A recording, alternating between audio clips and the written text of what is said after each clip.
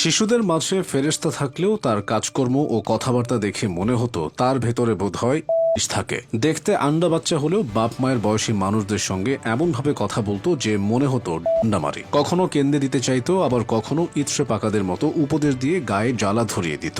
ফলে ট্রোলের শিকারও কম হতে হয়নি তাকে। কিন্তু কে জানতো এই ট্রলি একদিন তাকে নিয়ে আসবে ইসলামের পথে। মূলত নেটিজেনদের লাগাতার কটাক্ষ থেকে বাঁচতেই মেয়েটি আশ্রয় খুঁজে নেয় ইসলামের ছায়াতলে। বলছিলাম কিংবদন্তি অভিনেতা আব্দুল কাদেরের নাতনি সিমরিন লুবাবার কথা। একসময় এই মেয়েটি ছিল আলুর মতো। অভিনয়, গান, নাচ, প্রোগ্রাম সব জায়গাতেই যেন কিলবিল করত। কিন্তু এখন মুখটা পর্যন্ত দেখায় না। নেকাব, হিজাব পরে হয়ে গেছে একেবারেই এক ভিন্ন মানুষ।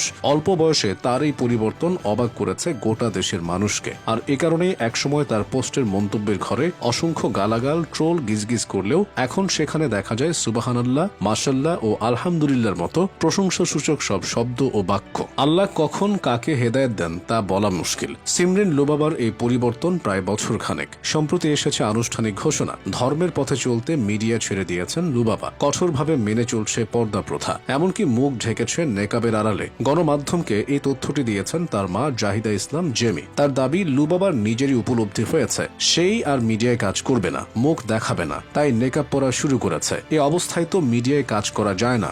লুবাবা ধর্মীয় বই পড়ে নিজে নিজে মনে করেছে সে জীবনধারায় পরিবর্তন আনবে, তাই এই সিদ্ধান্ত নিয়েছে। তবে কি আর সোশ্যাল মিডিয়ায় লুবাবাকে দেখা যাবে না? যাবে, তবে সম্পূর্ণ ধর্মীয় অনুশাসন মেনে। কেননা পণ্যের প্রমোশন তার পেশাগত কাজের একটি, সেটি সে করবে, তবে নিজেকে সম্পূর্ণরূপে পর্দায় আবৃত করে। ইসলামে আছে নারী ঘর থেকে যুদ্ধের ময়দান সব জায়গাতেই পর্দায় আবৃত হয়ে বিচরণ করতে পারবে। হিজাব পরে পণ্যের প্রমোশনে আসা লুবাবা যেন তারই বাস্তব রূপ। কেননা এরকম নজির নতুন নয়। বলিউডের দঙ্গল সিনেমার অভিনেত্রী জায়রা ওয়াসিমের কথা মনে আছে? অথবা সানা শেখ? দুজনেরই জনপ্রিয়তার জমজমাট ক্যারিয়ার ছিল বলিউডে। চাইলে ভবিষ্যতের ঐশ্বরিয়া রায় কিংবা প্রিয়াঙ্কা চোপড়া হতে পারতেন। কিন্তু রঙিন দুনিয়ার সে হাতছানি ঠোঁট উল্টে এড়িয়ে নিজেদের সঁপে দিয়েছেন ইসলামে। লুবাবাও যেন ঠিক তাই। হয়তো বড় হয়ে নাম করা কোনো তারকা হতে পারত, কিন্তু সে পথে হাঁটেনি, এসেছে দিনের পথে। সমালোচনার জন্ম দিয়ে ট্রোলের শিকার হলেও লুবাবার পরিবর্তনে অধিকাংশ মানুষই সমর্থন দিচ্ছেন, স্বাগত জানাচ্ছেন। যদিও একেবারে যে সন্দেহের চোখে কেউ দেখছেন না তা কিন্তু না।